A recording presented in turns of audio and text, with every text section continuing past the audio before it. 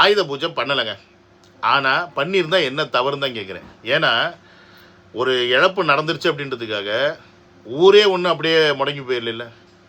அந்த குடும்பத்தில் இருக்கவங்களே முதல்ல முடங்கி போயிட்டாங்களா? முடங்கி போயிருக்க மாட்டாங்க. அவங்களுக்கான அன்றாட வேலைகளை அவங்க பார்த்து தான் ஆகணும், அதை செஞ்சு தான் ஆகணும். வருத்தம் இருக்கும், இழப்பு இல்லைன்னு சொல்லலை, ஆனால் அந்தந்த வேலையை பார்த்து தான் ஆகணும். ஏன் இவங்க அண்ணன் சீமான் இட்லி கடை படம் போய் ரிவ்யூ பண்ணல? ஏன் போனார் இட்லி கடை பார்க்க? அங்கே இழப்பாயிடுச்சுல்ல. எப்படியா ஒரு 16 நாள் துக்கம் விசாரிக்கிறேன்னு சொல்லிட்டு எந்த ஒரு ப்ரோக்ராமும் பண்ணாமல் இருக்க வேண்டியதானே? கடலில் மாநாடு போடுறேன்னு சொல்லிட்டு போட் எடுத்துகிட்டு கடலுக்குள்ளே போனீங்க. இந்த பக்கம் இட்லி கடை படம் பார்க்க உங்கள் அண்ணன் போனேன், அந்த பக்கம் மோமுடி மாட்டிட்டு சாட்டை போய் ஹைதராபாத்தில் போய் படம் பார்த்துட்டு வரான். இப்படி நீங்கள் எல்லாருமே துயரமாக இருந்தாலும் அந்தந்த வேலையை பார்ப்பீங்க. தமிழக வெற்றி கழகம் மட்டும் இதோட முடங்கிடணும். ஏன்னா தமிழக வெற்றி கழகம் தான் இந்த இறப்புக்கு காரணம்.